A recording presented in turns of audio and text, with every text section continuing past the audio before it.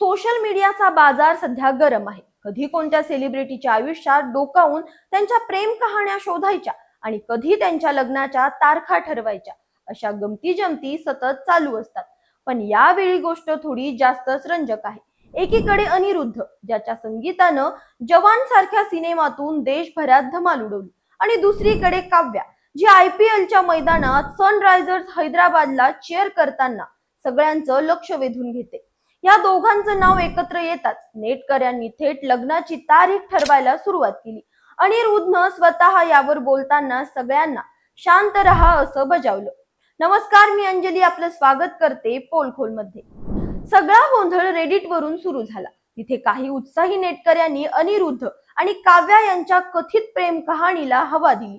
त्यांनी असा दावा केला की हे दोघं गेल्या वर्षभरापासून डेट करतायत आणि आता तर लग्नाच्या तयारीलाही लागलेत। इतकंच नाही तर थेट सुपरस्टार रजनीकांत यांनी काव्याचे वडील आणि सन ग्रुपचे अध्यक्ष कलानिधी मारन यांच्याशी या लग्नाबाबत बोलणी केली असल्याचंही बोललं गेलं। आता ही बातमी ऐकून सगळ्यांचे डोळे विस्फारले, कारण रजनीकांत आणि अनिरुद्ध यांचं खास नातं आहे। अनिरुद्धची मावशी लता यांचं लग्न रजनीकांत यांच्याशी झालंय, त्यामुळे ह्या चर्चांना जास्तच उधाण आलं। पण अनिरुद्धनं शनिवारी संध्याकाळी ट्विटरवर एक पोस्ट टाकली आणि सगळ्या अफवांना ब्रेक लावला। त्यानं लिहिलं, marriage of lol, chill out guys, please stop spreading rumours. आता यावरून एकच गोष्ट स्पष्ट झाली की लग्नाच्या चर्चा खोट्या आहेत, पण डेटिंगच्या गॉसिपवर त्यानं काहीच बोललं नाही। त्यामुळे नेटकरी आता याच गोष्टीवरून डोकं खाजवतात।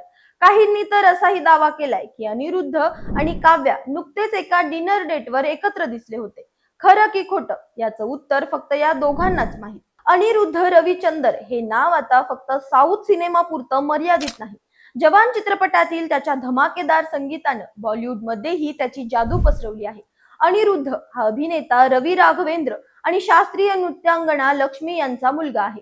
त्यांचे आजोबा के सुब्रमण्यम हे प्रसिद्ध चित्रपट निर्माते होते। अनिरुद्धनं रजनीकांत, कमल हासन, विजय, अजित कुमार, सूर्या, पवन कल्याण आणि ज्युनियर NTR यांच्यासारख्या दिग्गजांसाठी संगीत दिलं आहे। त्याच्या प्रत्येक गाण्यातून एक वेगळीच ऊर्जा आणि ताजेपणा जाणवतो। जवान मधील त्याच्या संगीतानं तर तरुणाईला अक्षरशः वेड लावलं। काव्या मारन ही सन ग्रुपच्या अध्यक्ष कलानिधी मारन यांची मुलगी आहे। ती IPL मधील सनरायझर्स हैदराबाद संघाची को-ओनर आहे। IPLच्या सामन्यांमध्ये ती आपल्या संघाला चीअर करताना दिसते, तेव्हा तिची स्टाईल आणि आत्मविश्वास सगळ्यांचं लक्ष वेधून घेतो। काव्याची एकूण संपत्ती सुमारे $50 मिलियन म्हणजे 409 कोटी रुपये असल्याचा अंदाज आहे।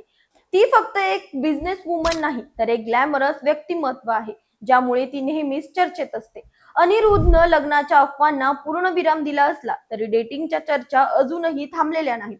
सोशल मीडियावर काही जण अजूनही या दोघांच्या कथित डिनर डेट्सच्या गोष्टी सांगतात, पण खरं सांगायचं तर या सगळ्या गॉसिप्समुळे अनिरुद्ध आणि काव्या यांच्या चाहत्यांमध्ये कमालीची उत्सुकता आहे। कोण जाणे, कदाचित ही फक्त मैत्री असेल, कदाचित त्याहून काहीतरी जास्त।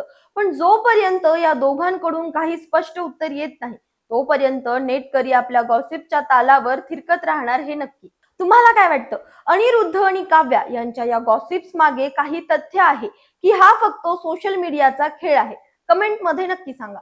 अशाच माहितीपूर्वक व्हिडिओसाठी आमच्या चॅनलला लाईक, सबस्क्राईब आणि शेअर करा।